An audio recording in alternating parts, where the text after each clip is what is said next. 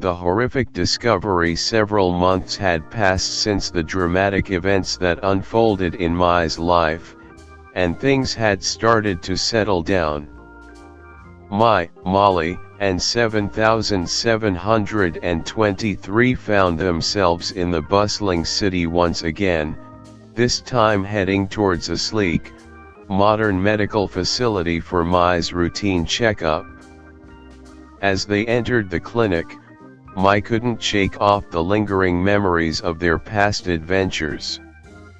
She glanced at 7723, whose eyes reflected a mixture of curiosity and apprehension. Molly, ever the supportive mother, held Mai's hand reassuringly as they approached the reception desk. After a brief wait, they were ushered into the examination room where a team of medical professionals awaited them. Dr. Chen, a warm and experienced physician, greeted them with a smile as he reviewed Mai's medical history.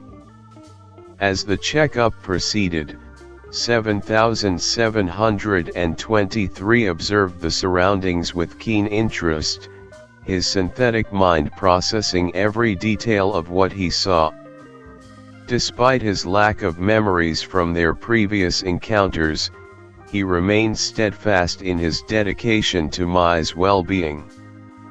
While 7723 and Molly patiently waited outside, there was a loud bang as something sharp hitting something. Molly and 7723 were startled.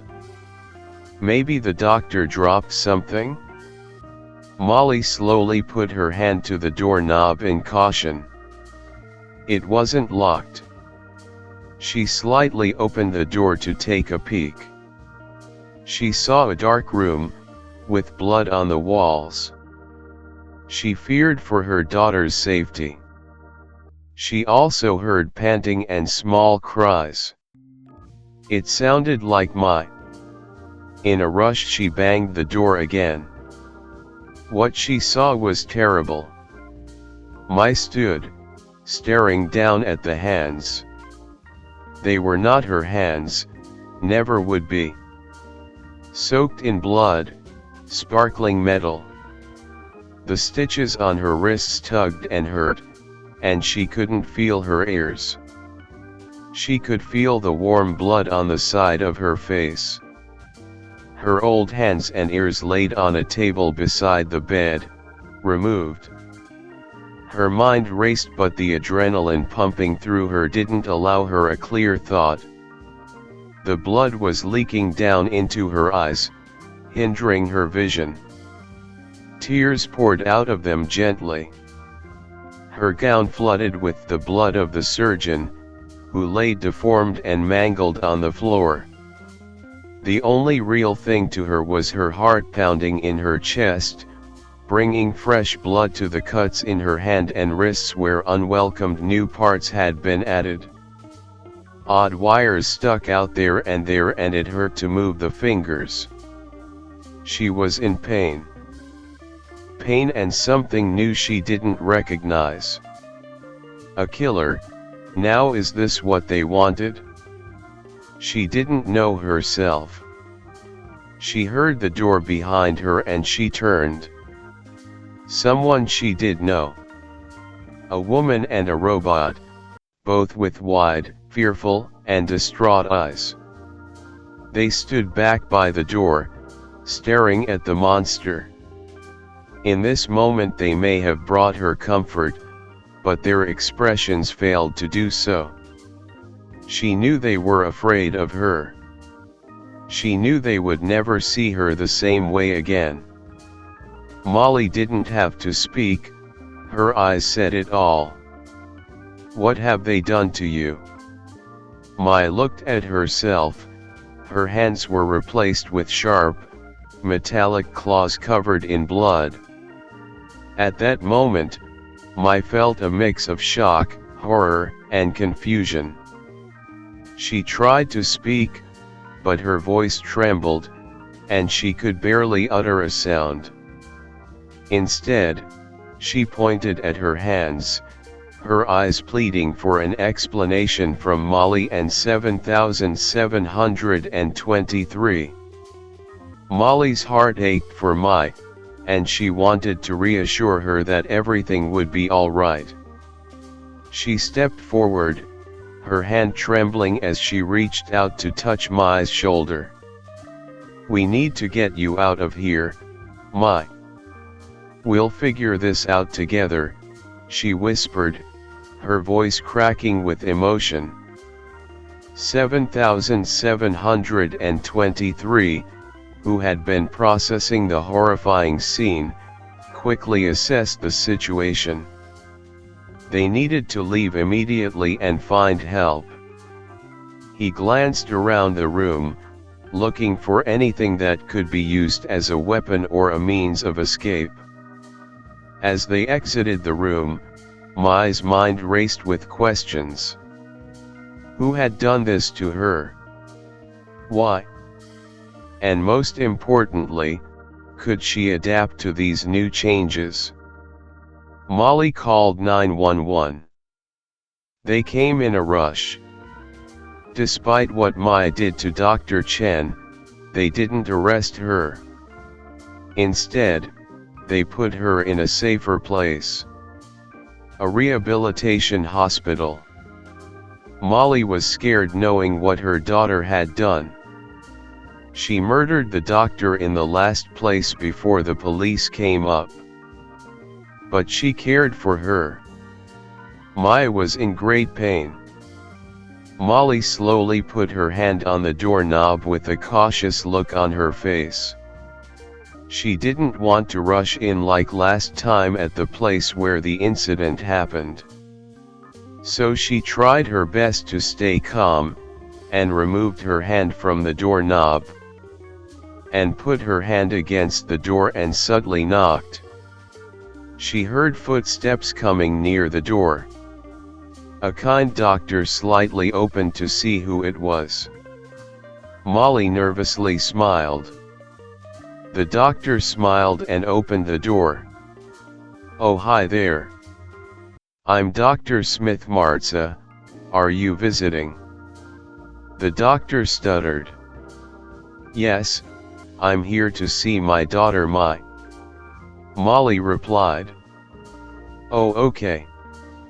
She's just right over here," the doctor said. The doctor opened the door to see Mai peacefully reading a book. Molly nervously smiled. "Hi, honey." "Oh, hey, Mom," Mai said with a calm smile. Molly and Mai spent some time together by writing on her casts. "I'm sorry about what you had to see," Mai said. "It isn't your fault, Molly replied. Eventually, Mai went back to school. As Mai returned to school, she found herself facing a new reality.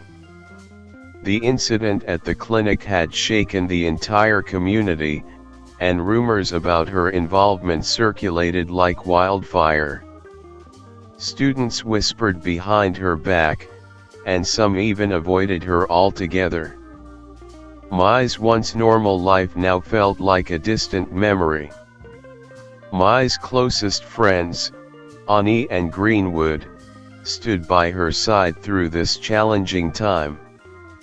They tried to help her navigate the social minefield, but even their support couldn't completely erase the stigma surrounding her.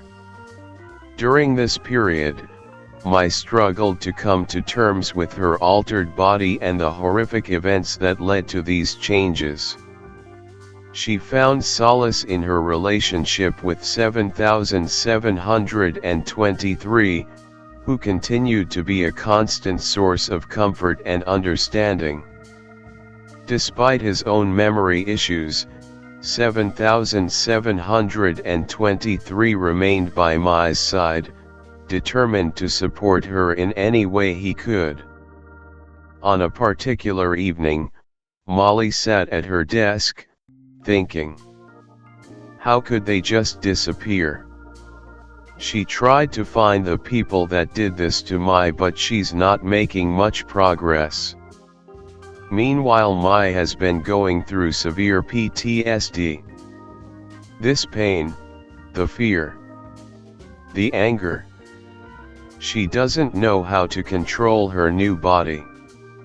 So many thoughts kept going through her head. Why me? How will I even live a normal life? What if I hurt someone again? She had scratched up the walls, torn up the wallpaper, still unable to control her robotic limbs. One night, Mai sat in front of the bathroom mirror, trying to control her robotic fingers, but all they did was spasm. Mai screamed in anguish and destroyed the mirror. Molly heard the loud crash and rushed to the bathroom, seeing her daughter covered in shards of glass. She held Mai close, trying to calm her down as tears streamed down both of their faces. After cleaning up the mess, Molly sat Mai down on the bed and looked into her eyes, trying to reassure her that they would get through this together.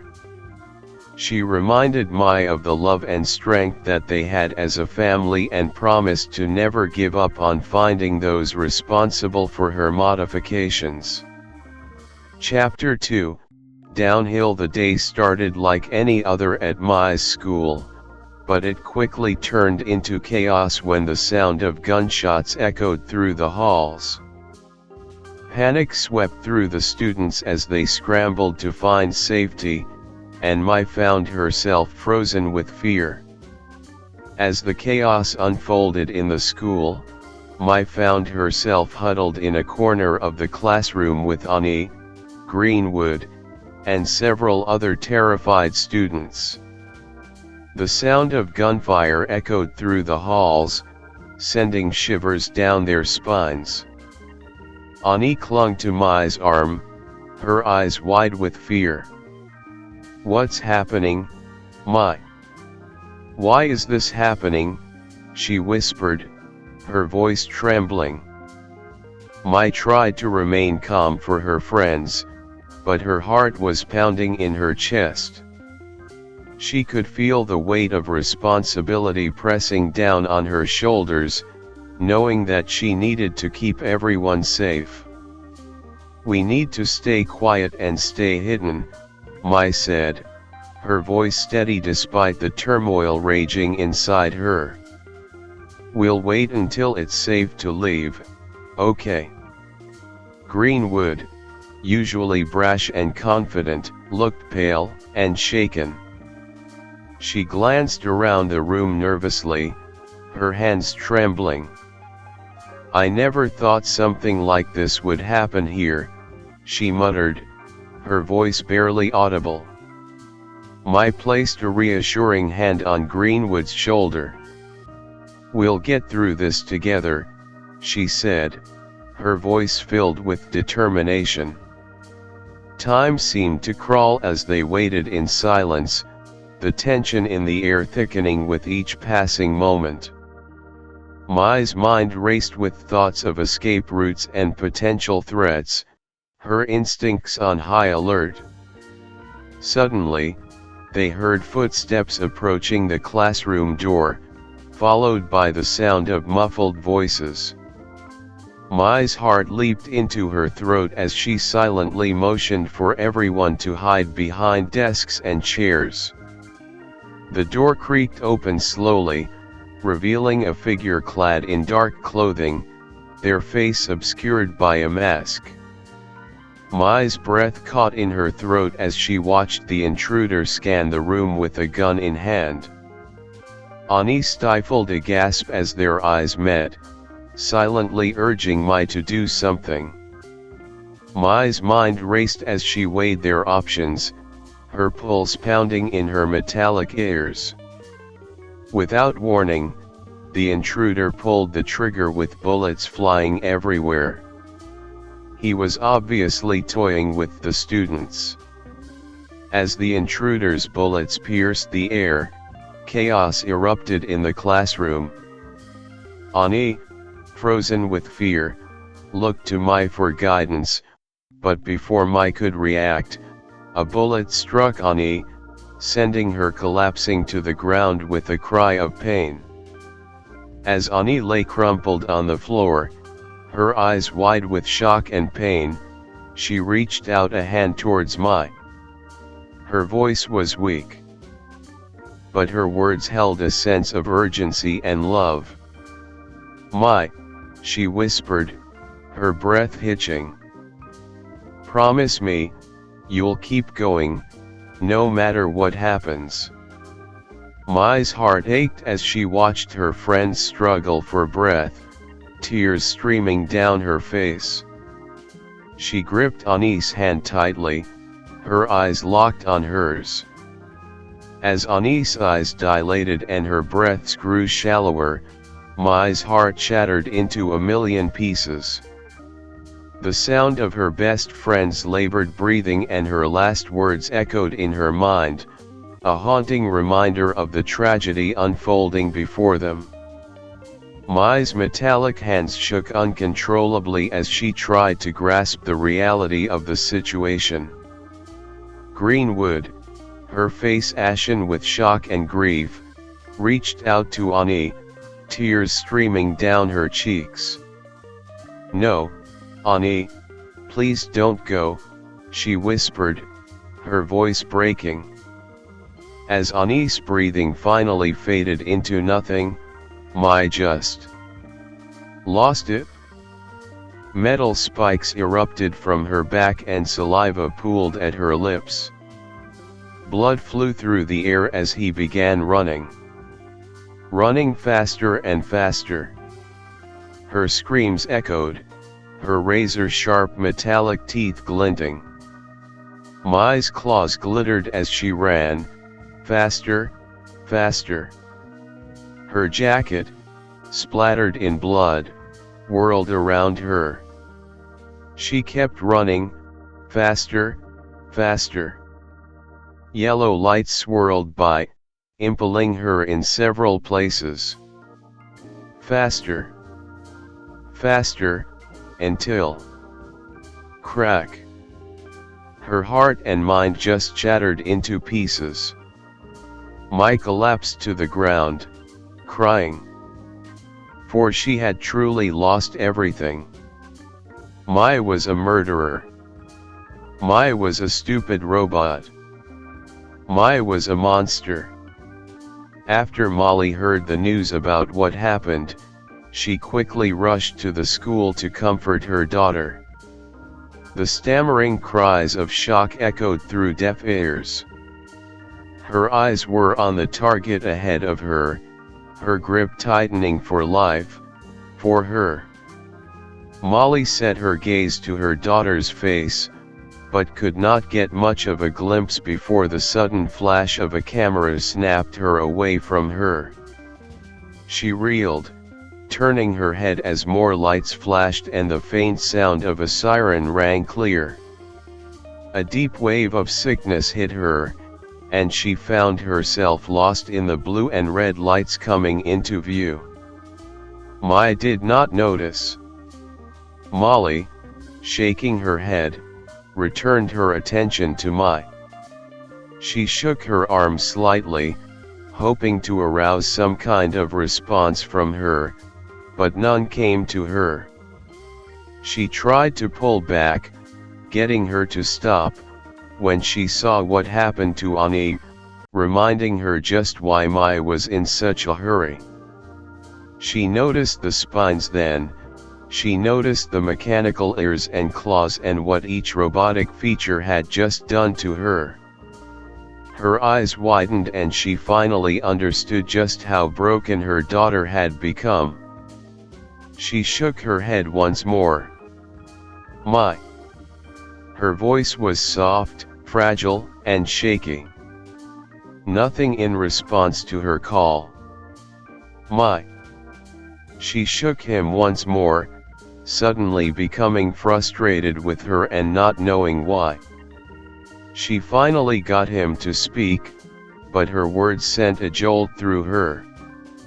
"You don't have a say in this, Molly." Molly. She had said her real name. A sudden plague of fear washed up her spine, and she suddenly found herself speechless. Desperately, she tried to tell him off, to stop walking, but the voices around them were growing. Murmurs bounced around, stabbing her brain over and over again until she couldn't take it anymore. She reached into her pocket, looking for something, anything, to get her to see reason. She loved her, she realized, but this was too much. Mai needed help, desperately, and she couldn't see that. She finally found what she needed, a trank from her pocket, gently holding it against her chest. Her voice was loving, but laced with sadness when she spoke, loud and clear. "I'm sorry." She barely had time to turn her head.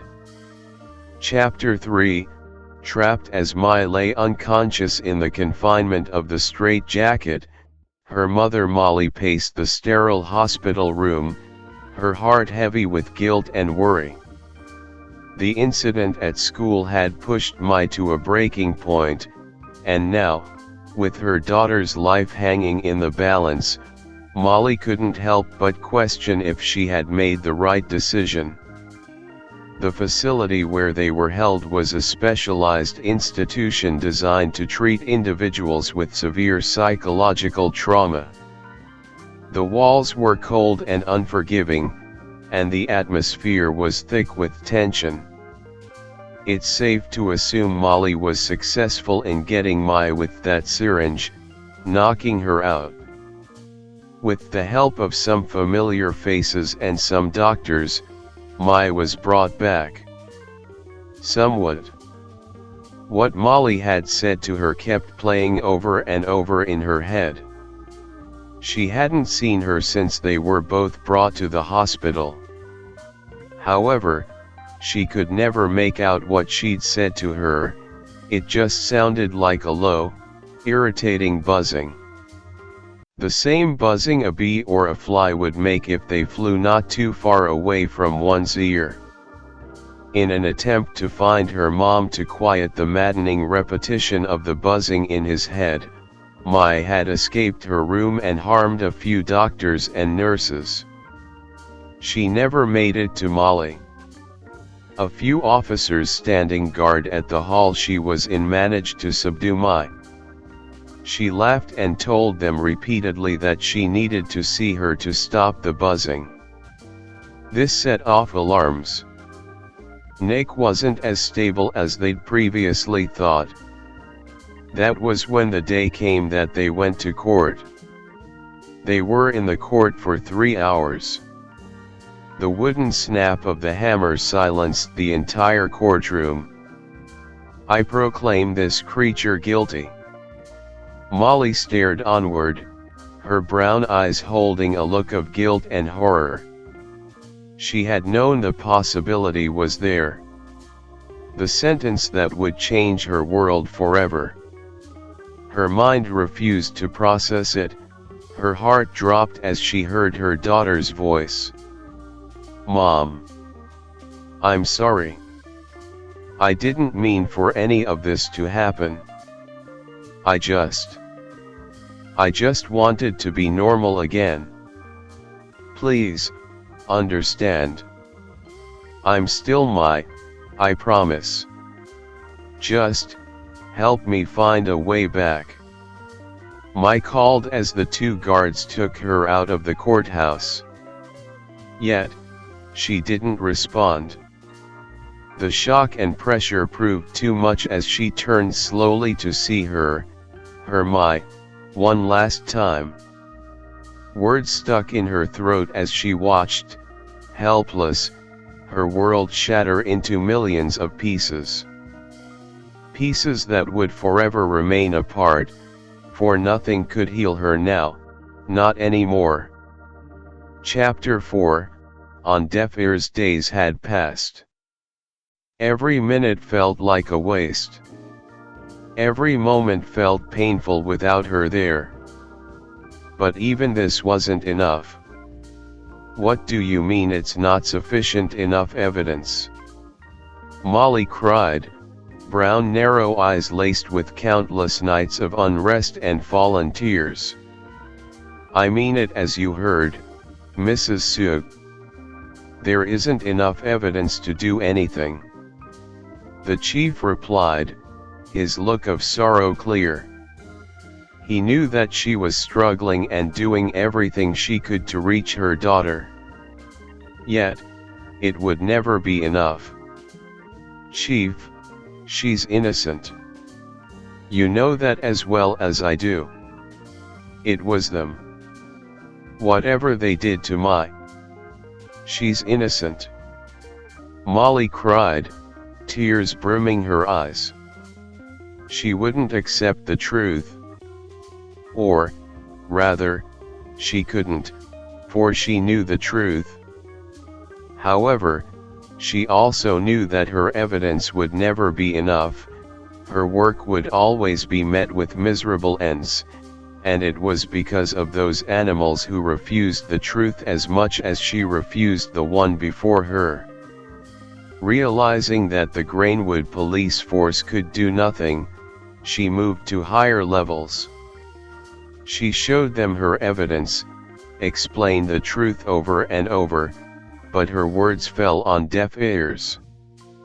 They all shook their heads and told her the same words. It's not enough. The decision is already decided. At the end of the day, back in her home, she sat at her desk, looking at the wooden surface that was now decorated with so many documents, pens, and a lone cup of coffee. Brown eyes studied it, but their spark was fading. A small haze had overtaken a once caring and motherly look, and had transformed it into weary and hopeless thoughts. Everything she tried and did, was all equal to nothing. 10 hands slowly set themselves on their owner's face, pulling gently downwards as they were commanded. Molly had nowhere to really go. Nothing she could possibly do except try again. But where would that get her this time? Molly feared it would get her right back where she started. Meanwhile, at the facility Mai was being kept in, she was not having a good time at all. The pain and fear rushed through her as wore her straitjacket. The constant struggle was crashing down and it was taking Mai with it. Every memory was burning through her mind. Every instinct was begging her to do something. But how could there be so much fear prominent within her? She was losing everything in such a short time, and there was nothing he could do. She was all alone. Chapter 5, The Unraveling. As days turned into weeks, Mai's condition in the facility continued to deteriorate. The constant reminders of her past mistakes and the lack of hope for her future weighed heavily on her fragile psyche. The once vibrant and resilient girl now seemed like a mere shell of her former self, trapped in a world of fear and despair. Molly, on the other hand, was relentless in her pursuit of justice for her daughter. Despite the repeated setbacks and the deafening silence from the higher UPS, she refused to give up. Her determination was fueled by the unwavering love she held for Mai. One day, while going through yet another stack of documents, Molly stumbled upon a clue that could potentially change the course of their lives. It was a small piece of information, a name to be precise, that could lead them to the people responsible for the horrors Mai had experienced. With renewed hope and determination, Molly decided to take matters into her own hands. She knew that the authorities were not going to help them, and it was time to seek alternative methods to find the truth. As Molly and 7723 made their way to the clandestine meeting with a gang specializing in covert operations, her heart pounded in her chest. She knew that she was venturing into dangerous territory, but the desperation to find justice for her daughter drove her forward. The rendezvous took place in a dimly lit alley, where Molly's footsteps echoed off the cold, brick walls. She caught a glimpse of herself in a nearby puddle, her reflection staring back at her with a mixture of determination and fear. Finally, the figure she was seeking emerged from the shadows, a tall, enigmatic man with piercing blue eyes and a scar running down the side of his face. He introduced himself as Knight, the leader of the covert operations gang. Molly hesitated for a moment, her mind racing with the potential consequences of trusting this mysterious figure. However, the urgency of her situation left her with little choice but to forge ahead. Standing there with 7723, she bared her eyes onto Knight. He stared into hers. "Looks like our deliveries have come in, boys." Knight snickered. The other guys laughed with him. You could tell he was the leader just by his posture. "I need you to do something for me." Molly spoke, her ear twitched as she spoke. He looked down at the petite Asian woman, his teeth bared slightly. "And what is that?" She shakily breathed out before looking at him determined. "I've got a job for you boys," she said, her voice barely above a whisper.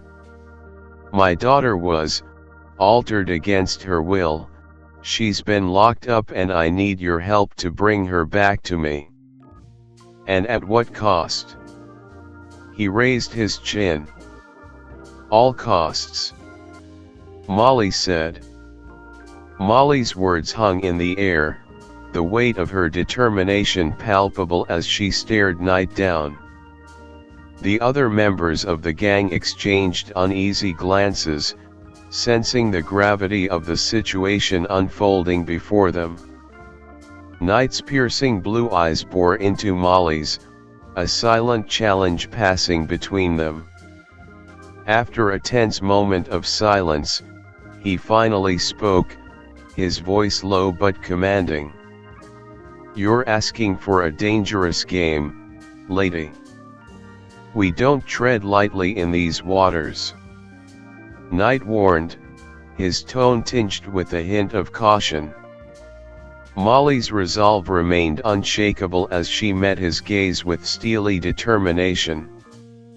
"I understand the risks, but I'll do whatever it takes to find those responsible for my daughter's suffering. Will you help me?"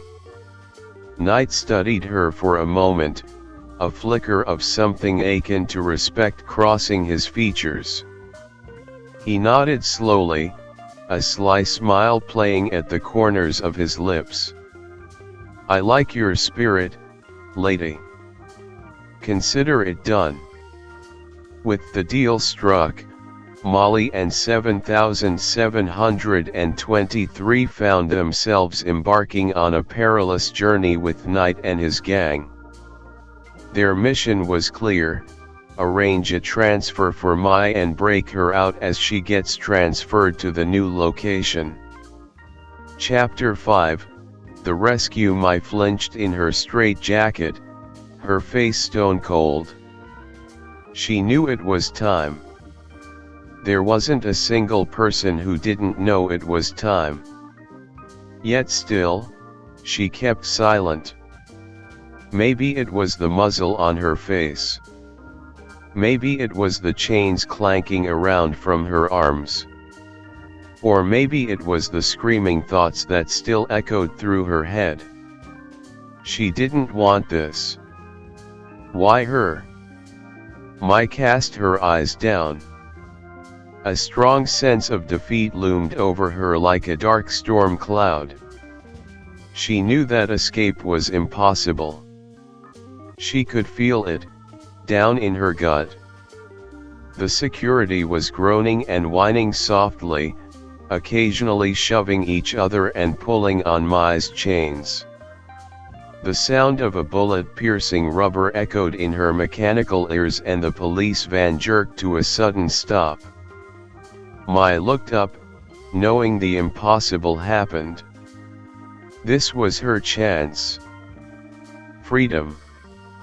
Meanwhile the gang, Molly, and 7,723 are soaring through the highway dodging cars and police robots. 7,723 used his weapons to destroy oncoming police robots with excellent precision. Molly gripped into Knight's uniform tightly, as he sped through the road. Cars honking, and people slamming on their brakes. Molly's heart stopped as a bus almost hit them. Knight dodged the large vehicle with a smirk written on his face. As the gang's vehicle screeched to a halt, Knight leaped out with his weapon drawn, his blue eyes blazing with determination. The police guards were caught off guard by the sudden ambush, their confusion giving the gang a brief advantage. 7,723, ever the loyal companion, provided covering fire from the moving vehicle, his metal limbs whirring as he expertly aimed and fired at the pursuing law enforcement robots. Molly, her heart pounding in her chest, quickly joined Knight in the firefight. She knew that every second counted, and with their combined efforts, they managed to create enough chaos for their escape plan to unfold.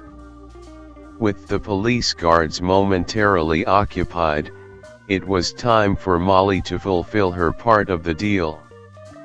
Molly shouts, "Honey, we're gonna get you out of here. I promise." Mai heard her and she froze. Gunshots were fired for a few seconds before the guards finally surrendered. There was still a few of them inside the truck holding Mai. The gang took care of the guards while Molly went to the back of the truck to see if she could help Mai out. Nothing worked. The doors were hard, thick metal just like the whole truck. Nothing gets through. The gang went to the door and tried opening it, but nothing worked. "Wow, they really worked hard on this one," said Knight, seemingly impressed by the security measures. Mai had heard the commotion outside the van and a cry of a familiar woman and robot calling her, "Mom." 7723. She felt a rage boiling deep down that was roaring to come out, and for once she accepted it. Her pupils had dilated and she bared her titanium teeth as she felt her muscles tense through the fabric of the straitjacket. She wanted to get out. He has to see her loved ones. Mai had roared a chilling shriek as the fabric that had caged her was ripped into shreds, the chain that held her down was snapped in two, the cage that trapped her voice was broken. She felt all her strength that she held deep down had come, pulsing through her veins, her heart palpitating. The security had realized that the mad cyborg girl had broken out. "You thought you had me." Mai snarled. "Well, I just let you think that. It's time to stop playing nice." At the moment, Mai mauled the security guards to death, one by one. Blood splattered all over the walls and Maya embraced it.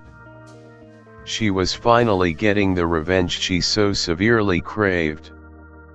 As the last guard cowered before Maya, she felt a rush of exhaustion hit her. She was so done with running and hurting, done with being what the people who created this monster inside her. She looked down into the guard's terrified eyes. She knew what the guard saw. She knew that all that bear would see is blank death staring back. If you know what's best for you, you will stay down, Mai said in a commanding tone.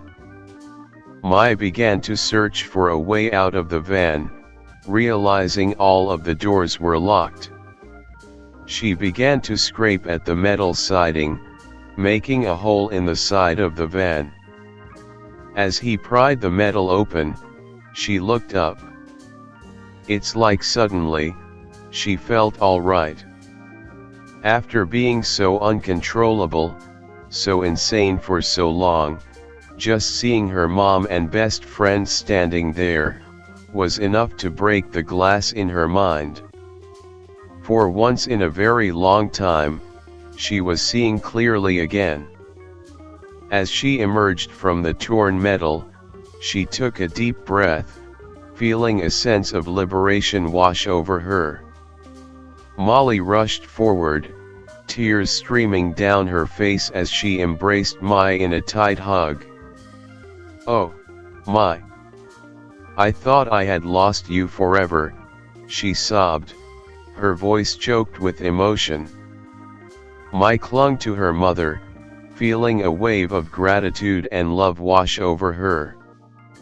For the first time in what felt like an eternity, she felt safe and loved in her mother's arms.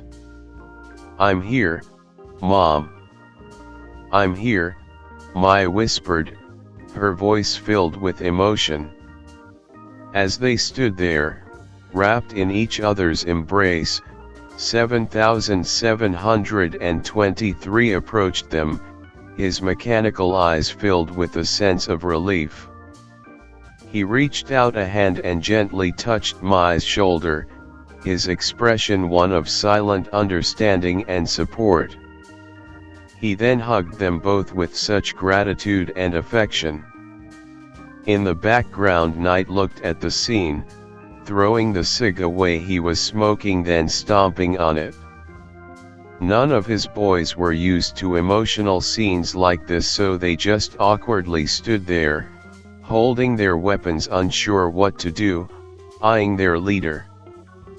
But in fact, he had nothing to say either, as he was used to tears, but not the tears like this, the tears of joy. Eventually losing his patience, he called out, "Hey, when you three are done with whatever you are doing, we should move. My boys don't like to be an easy target to half-conscious guards. Let's move on." As they made their way to the waiting getaway vehicle, Mai felt a sense of renewal wash over her. She knew that the road ahead would be filled with challenges and uncertainties, but for the first time in a long while, she felt hopeful. As they sped away from the facility, the wind whipping through their hair, Mai looked out at the passing cityscape. She knew that her life would never be the same again, but she was ready to face whatever came her way. Molly held Mai's hand tightly, her eyes filled with pride and love. She knew that their journey was far from over, but with Mai by her side, she felt confident that they could overcome anything. And as they left the chaos and darkness behind, a new chapter began for Mai, Molly, and 7723. Together, they would navigate the challenges of a world that had tried to break them, but failed. As they continued driving, Mai saw a particular something or someone. It was the spirit of Ani. Although Mai's heart ached with the memory of Ani, she felt a sense of comfort knowing that her friend was still watching over her. As they passed by, Mai whispered a soft "I miss you" to the wind, feeling Ani's presence fill the car with warmth and love. It was a reminder that any kind of bond could transcend even death, and that Ani's spirit would always be by Mai's side, guiding her and cheering her on in times of need. As they drove on, Mai felt a sense of peace wash over her, knowing that she was never truly alone as long as she carried Ani's memory in her heart.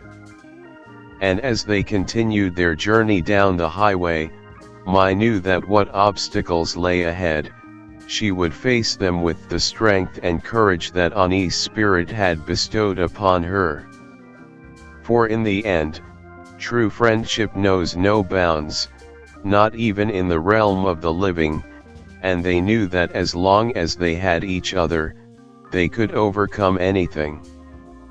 And with that thought in mind, they drove off into the night, ready to face whatever the future held for them.